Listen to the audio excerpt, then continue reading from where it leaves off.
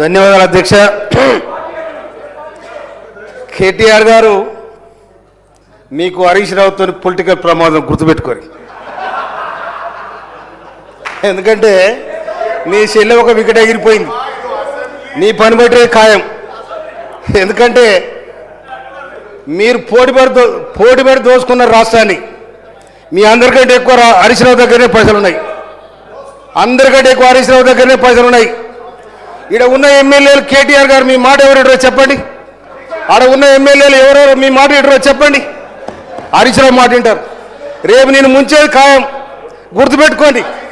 ఎందుకంటే 2001 నుంచి చూస్తున్నాను.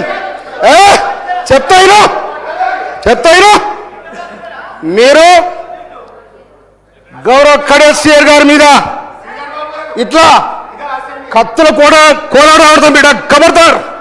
ఏమనుకుంటున్నావు? మా పరికత్తులు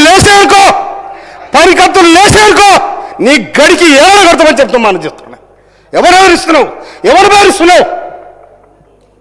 అందుకోసమనే దళితులంటే గిరిజనులంటే లెక్కలేని తన మీద మీరుంటే మీ గడిలో దొర్ర రోజు కూడా వస్తారు కూడా తెలుస్తాను నేను.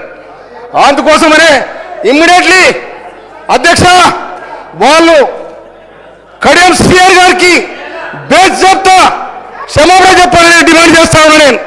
ఇవాళ ఇంకొక మాట, ఇవాళ కాళేశ్వరం కట్టినాడు అదే కేసీఆర్ గారు ఫడ్నవీస్ ముఖ్యమంత్రి గారిని జగన్గా ఆనాడు ఆంధ్రప్రదేశ్ ముఖ్యమంత్రి జగన్ పిలిచాడు. ఆనాడు ఇరిగేషన్ మినిస్టర్ ఎవరు? హరీష్ రావు గారు. నీ పేర్లే ఊర్లేడా, మీ పథకాల పంచాయతీ వచ్చి నిన్ను కూడా పిలవలే. అందుకోసం మీ కుటుంబాలలో వెళ్ళి ఉన్నాయి.